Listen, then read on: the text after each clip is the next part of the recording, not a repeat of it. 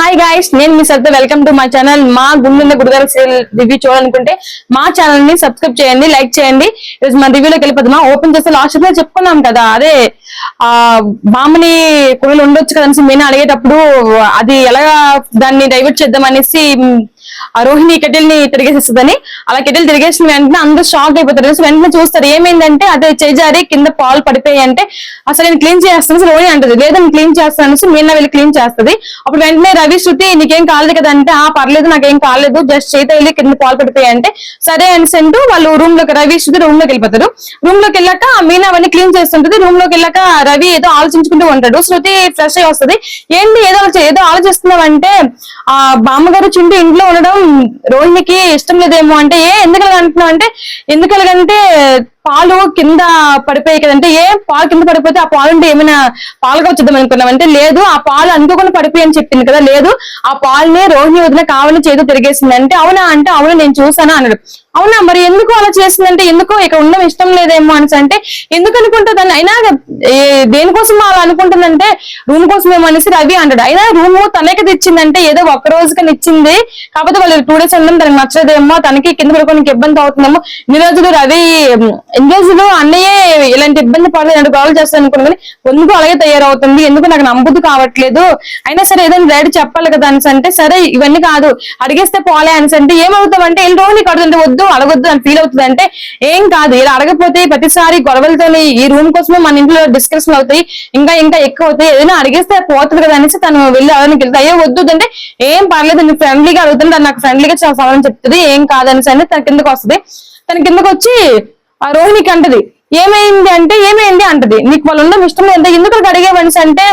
అలా కాదు ఎందుకు నువ్వు ఇబ్బంది పడుతున్నావేమో అనిపిస్తుంది అంటే లేదు అంటే మీకు ఎందుకు ఇబ్బందిగా ఉందంటే ఎందుకు ఇలా కడుతున్నావు అంటే ఏం లేదు మీకు రూమ్ కావాలనేసి వాళ్ళకి ఉండడం మీకు ఇష్టం లేదు అంటే అలాగేం కాదని సరే నీకు ఎందుకు అనిపించింది అంటే నువ్వు కెటిల్ ని తిరిగేయడం రవి చూసారంటే అవునా లేదు నేను కెటిల్ ని తిరిగేయలేదు అనుకోకుండా పడిపోయిందంటే షోరా అంటే షోర్ అయినా ఏదంటే చెప్పు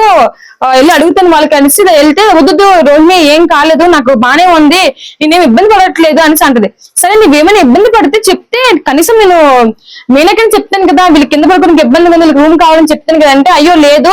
నువ్వేం అడగొద్దు ఇంట్లో ఏం అడగొద్దు అంటే ఎందుకు అడగొద్దు అనేసి అంటే వాళ్ళని తెచ్చింది బాలు మీనా కదా మళ్ళీ నేను ఏమైనా అంటే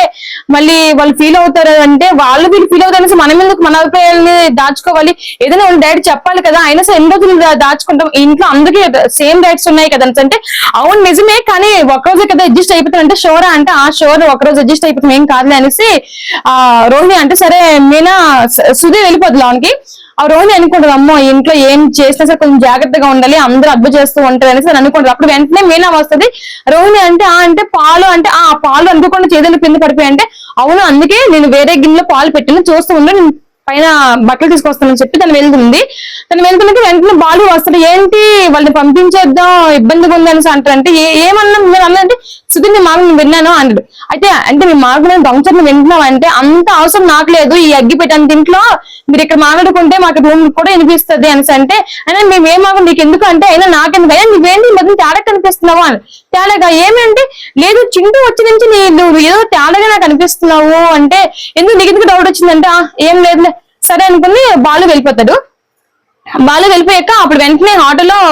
ప్రవతమ్మ వాళ్ళ ఆయన వచ్చి ఆటో దిగి తను ఇంట్లోకి వస్తుంది. ప్రవతమ్మ గారికి వాళ్ళ ఆయన అంటారు నువ్వు వెళ్ళు రంగారావుకి జ్వరం అంటే నేను చూసుకుని వస్తాను, నేను వచ్చేదాన్నే కాకపోతే నాకు జ్వరంగా ఉందని నాకు నీరసంగా ఉంది రాలేకపోతున్నాను అంటే సరే నువ్వు వెళ్ళి వెళ్తాను అనేసి తన ఇంట్లోకి వస్తాను. ఇంట్లోకి వచ్చాక చింటూ తన చైర్లో కూర్చుని ఉంటాడు. వచ్చాక చూస్తూ ఇలా తన వైపు ఇలా చూస్తూ ఉండి రోహిణికి అంటది. రోహిణి అని పిలిస్తే ఏమవుతాయి అంటే నువ్వు చెప్పింది ఏంటి చేసింది ఏంటంటే ఏమైంది ఇప్పుడు అంటే మరి నేను అంత దూరం గుడికి ఎందుకు వెళ్ళాను నాకు వీలు కాకపోతే ఎందుకు వీలు కల్పించుకుంది అయినా మన అందరిని బయట పంపించి వీళ్ళు బయట పంపిస్తామన్నావు కదా నువ్వేంటి వీళ్ళు పంపించి ఇంట్లో ఉంచాను అనేసి అంటే అయ్యో నేను పంపిద్దామని అనుకున్నాము అంతలో బాలు వచ్చాడంటే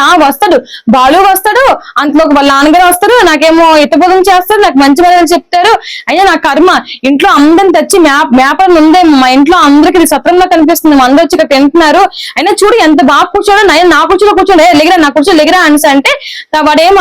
వాడేమనిపించరికి అయినా సరే తల్లి పెంపకంలో పెరుగుంటే కదా ఏమైనా తెలుసుండేది. అయినా చూడు ఎంత బాగా కూర్చొని, అంటే ఆ పక్కన చైర్ ఖాళీగా ఉంది కదా, అక్కడ కూర్చోవచ్చు కదా, అంటే నువ్వే నాకు చెప్పక్కర్లేదు, అయినా నా కూర్చొని నేను కూర్చొని నా ఇల్లు, అయినా సరే వీరికి బుద్ధి లేదా, అయినా పిలు వాళ్ళ బామ్మగారిని పిలు, అంటే ఏంటంటే మీరు చిన్నపిల్లలతో పసివాడితో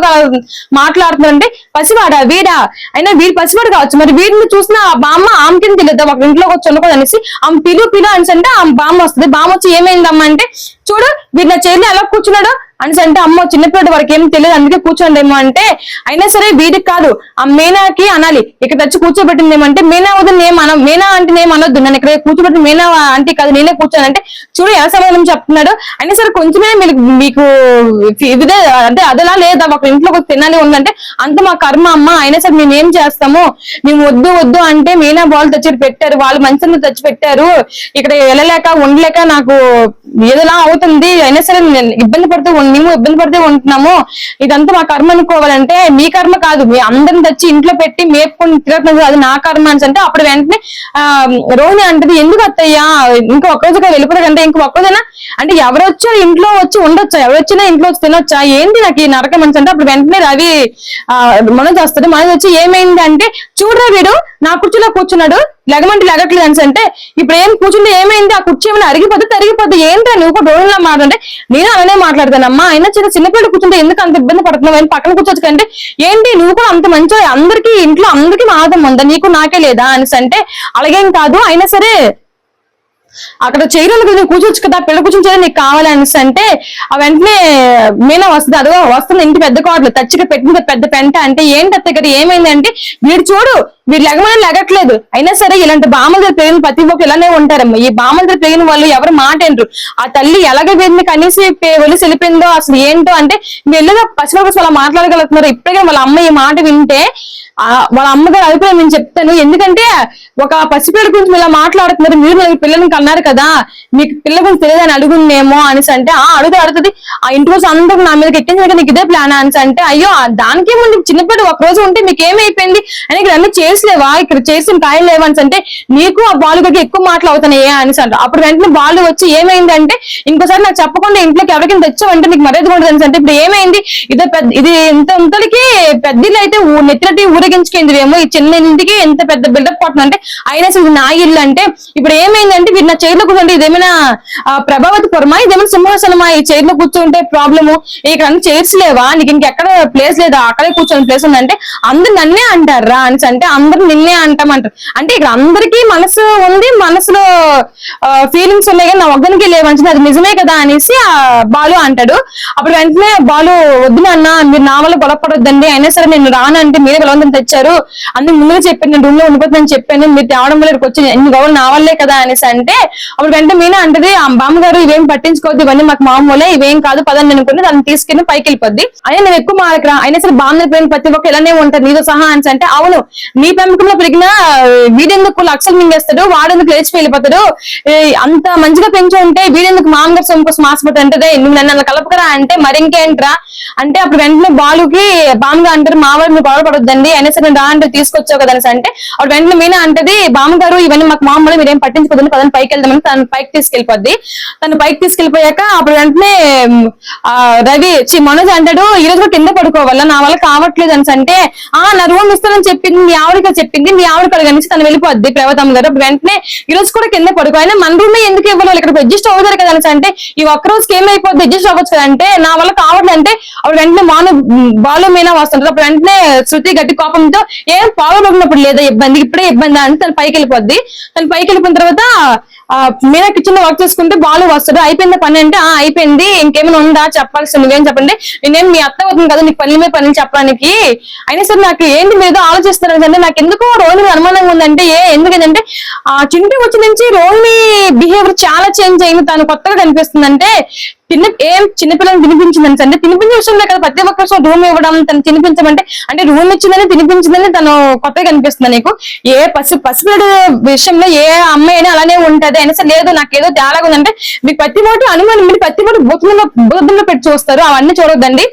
చిన్న పిల్లలన్నాక ఏ అమ్మాయి అయినా సరే ఎలాంటి అయినా సరే కొంచెం ప్రేమ చూపిస్తుంది. మరి మా అమ్మాయిని చూపించండి, మీ అమ్మ కన్నా నీ కొడుకు మీద నీ మీద ప్రేమ చూపించదు, అలాంటిది వాడి మీద చూపిస్తుంటే అది నిజమే. కానీ నాకు ఎందుకో అనుమానంగా ఉంది రోహిణి అంటే, మీరేం అనుమానం పడాల్సిన అవసరం లేదు, ప్రతి అమ్మాయి ఎప్పటికైనా తల్లి కావాల్సిందే, ఆ ప్రేమ చూపిస్తే అంత కొంచెం చిన్నపిల్ల కదా అనేసి తనకు దగ్గర జాలిపడి ఆ ప్రేమ చూపిస్తుందంటే, లేదు నాకు ఎందుకు రోహిణి తల్లి కావాలనుకుంటుందేమో అనేసి తల్లిదండ్రులు కోరుకుంటుందేమో అంటే, అంటే తినిపించడం మాత్రం తల్లి కావాలనుకుంటుంది అంటే లేదు, తను ఎందుకు తల్లి కావాలనుకుంటుందేమో నాకు అనిపిస్తుంది, త్వరలో మన ఇంట్లో చిన్నపిల్లలు అరుపులు వినిపిస్తాయి ఏమో అని అంటే మీనా సిగ్గుపడుతుంది. అక్కడ ఎపిసోడ్ వాళ్ళు క్లోజ్ అయిపోద్ది. ఇక్కడ రోహిణి మనోజ్ వచ్చి కింద నిలిచి ఉంటాడు, అంటే బాలు మరని వినేసి నిల్చొని ఉంటాడు. అప్పుడు వెంటనే రోహిణి వచ్చి వాటర్ కోసం వస్తే తను సిగ్గుపడుతూ తనకు అడ్డుకుంటాడు. అడుగుంటే వీడేంటి సిగ్గుపడనేసి తను తోసి తను పైకి వెళ్ళిపోయి దిండు చేప తెచ్చి పరుస్తుంటది. అప్పుడు తన దగ్గరకు వచ్చి నీకు ఇలాంటి ఆశలు నాకు ఏం చెప్పంటే ఏంటి అంటే, బాలు అనే వరకు నాకు కూడా తెలియదు అని అంటే, ఏమైంది ఏం గురించి మాట్లాడుతున్నావు అంటే, నీకు నీ తల్లివాళ్ళని కోరుకుంటున్నావా, అందుకే నువ్వు చింటి మీద ప్రేమ చూపిస్తున్నావా, ఎందుకు నువ్వు చింటి మీద ప్రేమ చూపిస్తా మన రూమ్ ఎందుకు ఇచ్చా నాకు అప్పుడు అర్థం కాలేదు, నాకు ఇప్పుడు అర్థమైందంటే నీకేమో చెప్పాను అంటే నాకు అలానే అనిపిస్తుంది, అయినా సరే మనం పిల్లల కోసం ప్లాన్ చేయాలి కదా అనేసి అంటే, ఇప్పుడు పిల్లలు వద్దన్నావు కదా అనేసి రోహిణి అంటది. అప్పుడంటే నేను ఏ పని లేదు కాబట్టి